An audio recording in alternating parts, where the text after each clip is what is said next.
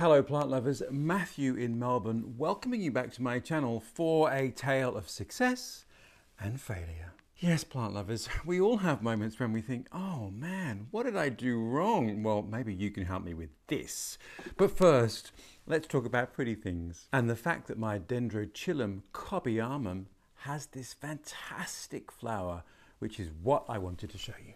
But first, as you know, I am here in Melbourne, which I will show you, which is a cool Mediterranean climate. Essentially, though, we have cold, wet winters that don't freeze and often hot, dry summers, which can also be not so. But there you go, which means I tend to grow orchids which are cold, cool, and intermediate. And I grow them either outdoors or indoors with no other equipment. So that is my criteria for orchids, and this one fits the bill.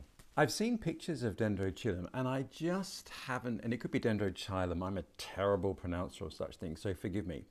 But I was never kind of, I guess, intrigued enough to want to actually have one, but I don't know why. The muse whispered in my ear and this one turned up, and it's actually a division, which I'll come and show you in a minute. So it was already quite established, and I must not take credit for the flower because the spike, I think, was already there embryonically, so I have no part to play in that. But I thought we'll have a look at it because there's some interesting facts about this orchid, and fingers crossed, if I don't have the kind of failure as I did with this one, it should be a fantastic specimen. So let's remove the failure, we'll come to that, and let's talk about success. So this Dendrochilum is a native of the Philippines, where it is a epiphyte, sometimes a lithophyte, and it does grow to quite high altitudes, which is one of the reasons why I decided to give it a go, because it's described as cool to warm, which, as we know, covers a multitude of sins. But this does grow at quite high altitudes in its native environment in the Philippines, which means I'm going to give it a good Aussie go here in Melbourne. I'm going to try it outside all winter. Now, I haven't had it for a full calendar year, so I'm just not sure, but I don't know, it's got quite strong pseudobulbs, it's got quite strong leaves. I'm feeling, as long as the temperatures don't freeze, it's going to be okay outside. So watch this space. It can flower in spring and in autumn, and it's late autumn here in Australia, so ta-da. Let's see if it makes it through the wilderness, as Madonna said, and it flowers for me in spring. That will be the indicator that it's happy. Okay, so down to some basics then. Firstly, I bought this as a division. So as you can see here, there are lots of established pseudobulbs. And then as you can see at the front, it's sending out new shoots. Quite clearly, its flowering habit is from these new immature growths. So they haven't fattened up and started to resemble these other pseudobulbs yet. They're still quite slim like this, which is a flowering habit of lots of orchids. Which means, again, plant lovers, that the name of the game is to promote vegetative growth. And really all you need to do that is give it the right conditions. Now, this one is not one to dry out. So I think the only real issue for this is to make sure that it's not obviously wringing wet, but that you don't let the medium dry out. So that's the first thing. Next, of course, it's an epiphyte, sometimes lithophyte, and I always try and cast myself into its position. So there it is, clinging in one of those little nooks.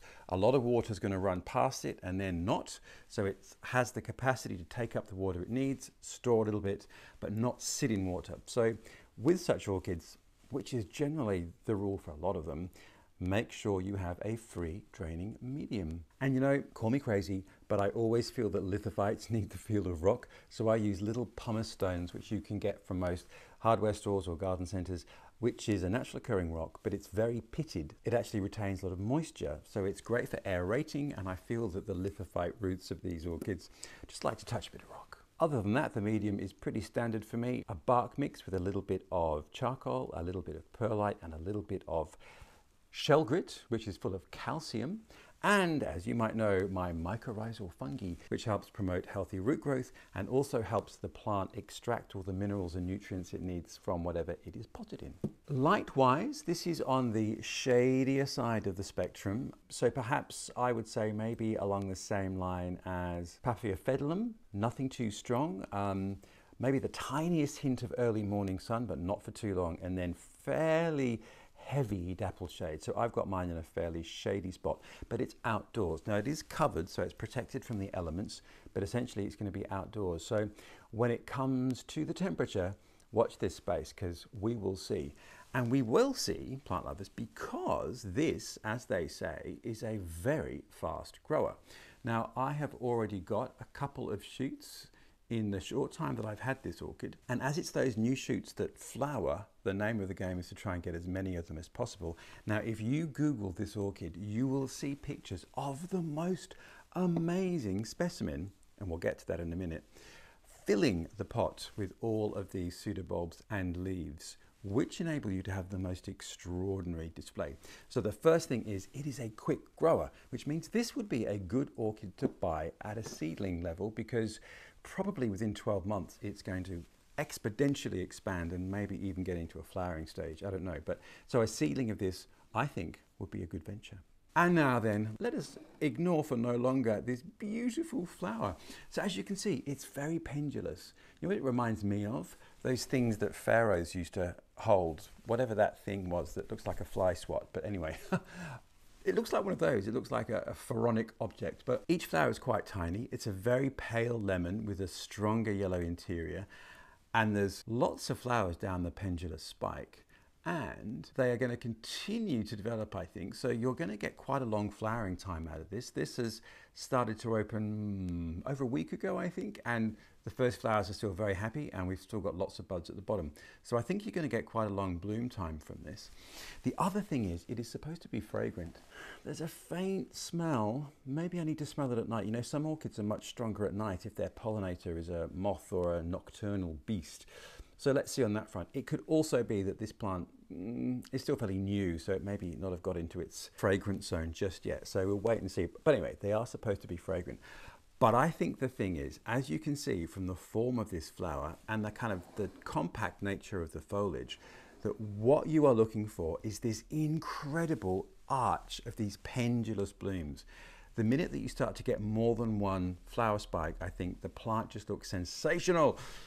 So that is what I'm hoping for, that if it is true that it's a fast grower, it means it's going to flower very frequently, possibly twice a year, which means pretty quickly I think I might start to get multiple flower spikes. So watch this space, plant lovers. Fertilizing wise then, I am just doing what I generally always do, which is put a couple of grains of a generic slow release fertilizer in with the mix, and then every once a month or so I'm giving it a diluted watering with a seaweed based solution, which is, I generally dilute it to about 1/8 of the recommended dose, but I always keep it on the diluted side. I don't think you should over fertilize things. What I have read is that when the flower has finished, it does need a couple of weeks to rest. So I will be dialing down the watering and not giving it any seaweed fertilizer treatment at all. Not letting it dry out completely, but really keeping it on the almost dry side for a couple of weeks, and then gently start that up again. So there we are, plant lovers. This one is really going to be a work in progress, because this flower spike, as I said, was already growing when I got the division. I was amazed that it actually continued to mature, because sometimes, you know, the stress of transplantation can just cause the spikes to die or drop off. So I was very happy it opened, and to get a sense of what could be. So let's see what happens in 6 months' time in spring, which is not 6 months, but you know what I mean, and see if this has grown more and if we have more flower spikes. So Dendrochilum cobbianum, watch this space. Which then, plant lovers, I suppose brings us to the failure of this story. Now, this is a rather fabulous species orchid, which is called Pleurothallis restrepioides, and it is the variety Dragon Stone. Now, have a Google at what the flowers look like, because I can't show you why, because they all fell off. Look at that. So there is the flower spike. This I bought as a division quite some time ago. It's a winter flower, so it's autumn, but anyway, it decided to send out a flower spike, and I was very happy. What I've noticed about this orchid is that the flower spikes occur at the juncture of the leaf and the stem. Sort of an odd structure really, and an odd place for the flower spike to come out, but nonetheless, that's what happens. And so imagine my delight when I noticed, probably over a month ago now, that I had a flower spike emerging from this new growth here. So clearly the growth habit of this is like many orchids, you get a new growth, that's where the flower spike comes from. And what I will come in and show you is that a lot of these older leaves have the remains here, this little brown stick of a dead flower spike. So that's clearly its habit, which means too, you want to promote lots of growth to get new flowers, yada, yada, yada. Anyway, I've had this division for, as I said, maybe about 6 months, and it was growing well. There's lots of new shoots coming up, and this was one of those new shoots, and I was amazed to see the flower spike so happy. Now, it had a lovely arcing habit, and it had very, very dark sort of maroon buds forming all the way along the stem here. And there would have been 1, 2, 3, 4, 5, 6, 7, 8, 9, 10, 11 of those flower buds by the looks of it.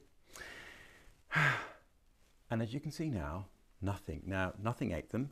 What happened was they matured, they started to swell, they're looking really healthy. And then, plant lovers, I went away for 4 days. Now, as you can see, this orchid has no pseudobulbs. So it is a little like masdevallia, and I made a video about those, which I'll link up here, in that it cannot dry out because it has no capacity to store water. So it's effectively like your regular houseplant in that regard.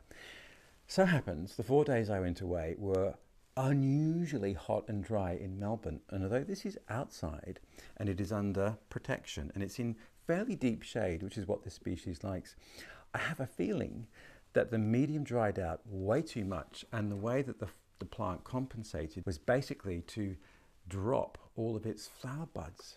I don't know. Plant lovers, if any of you have grown this and can shed some light on why those buds would have dropped, I'll be very grateful. I don't think it's a fertilizer issue. This is a native of Ecuador, Colombia and Peru, where it is a cold tolerant orchid, so ideal for my climate. So there's no issues there. On the light spectrum, it is really down on the shady end, so no direct light and quite moochy. So this is in the darkest spot of my outdoor space. It is covered and protected from rain, so it's not getting too wet, which actually could have been its downfall when I was away. And it flowers in winter. And the flowers are like a beautiful bell shape in sort of a burgundy and maroon, although I wouldn't know because mine didn't open, but that's what I've seen in pictures. Again, it can form quite a nice specimen, and you have these beautiful arching flowers. So I was really excited and very disappointed, and perhaps more disappointed in myself if I was responsible for those flowers dropping just by letting it dry out in particularly unusually hot weather for autumn. Anyway, plant lovers, if any of you are growing this orchid, put some comments below about what your experience may have been. Anyway, all I can do is cut off that dead flower spike, treat you well, and let's see what happens next year. There we are, plant lovers. My success and my failure. But you know what? Failures are all about learning, aren't they? So if it was that watering issue, I've learned, and I will not let it dry out in hot weather ever again when it's in bud. In the meantime though, thank you very much for watching. Do subscribe if you want. I post every week with tales of daring do with orchids and every now and then odd and rare plants that I'm growing here in Melbourne. I hope all's well with you wherever you are, that everything you're growing is thriving, and I look forward to seeing you next week with another adventure of some sort. Until then, from my failure, from my success, see you later.